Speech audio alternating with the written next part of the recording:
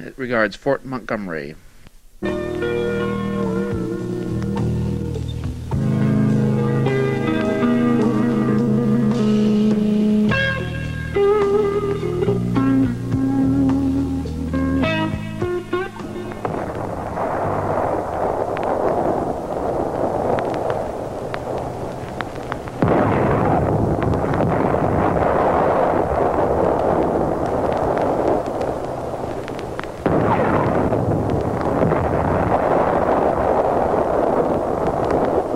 The sounds of war, heard throughout eastern North America early in the 1800s.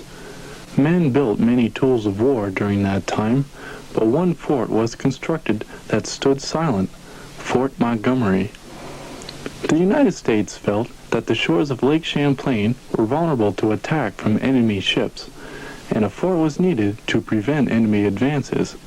Had the fort been built earlier, the naval engagements of the War of 1812 might never have been fought. It wasn't until 1816 the United States began construction of the first of two forts built on the west bank of the Richelieu River on Island Point. Construction continued for 2 years, and it was then discontinued early in 1819 when a boundary survey team announced that the site of construction was in Canada, 3/4 of a mile north of the 45th parallel. It was after this announcement that the fort became famous as Fort Blunder, the only fort ever built on foreign soil by the United States. In 1836, the United States began planning the erection of two new forts south of the 45th parallel, one on Windmill Point on the east shore and the other on Stony Point on the west shore.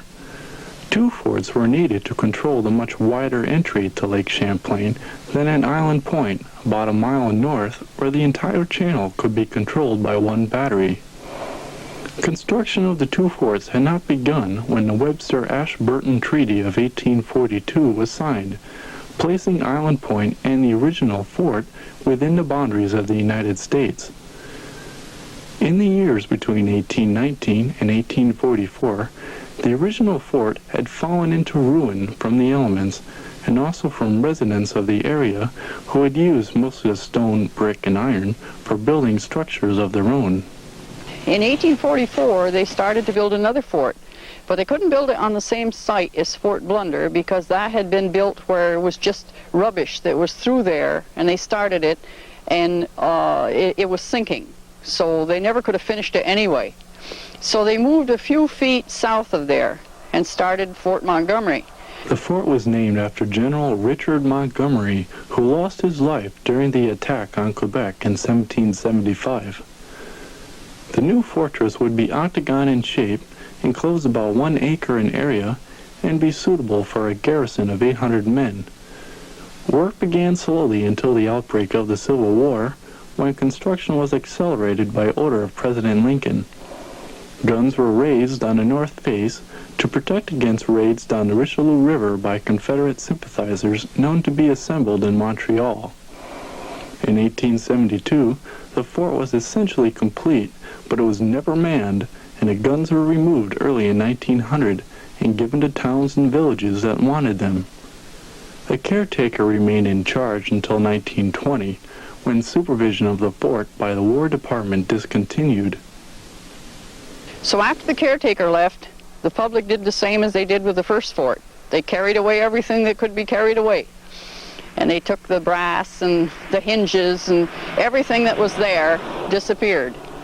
So in 1925, they sold it privately. It was sold to a concern that was going to develop it. They were going to have golf courses and this and that, same thing.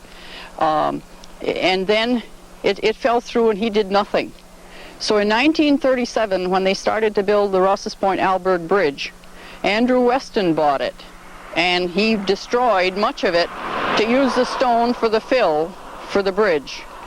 And it's remained just like that through a couple more owners until now it belongs to Victor Pod.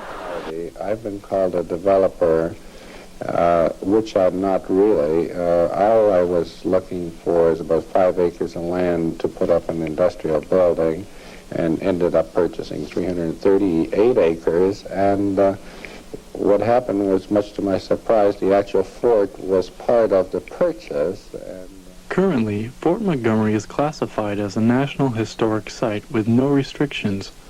This means that although it is an historic landmark, its owners can develop it as they see fit. Aside from restoring the fort, Victor Pott's plans include constructing condominiums, apartments, and residential housing, as well as a marina, shopping mall, and recreational center. With the fort being the main attraction, Victor Pott plans to restore the fort with the help of local and federal interests. we would certainly like to see the fort restored, hopefully to its original condition, if that is possible. We'd like to make it a major tourist attraction because of the uniqueness of the fort in relation to being right on an international boundary. It's also unique that here fort was built in the 1800s. The shot was never fired.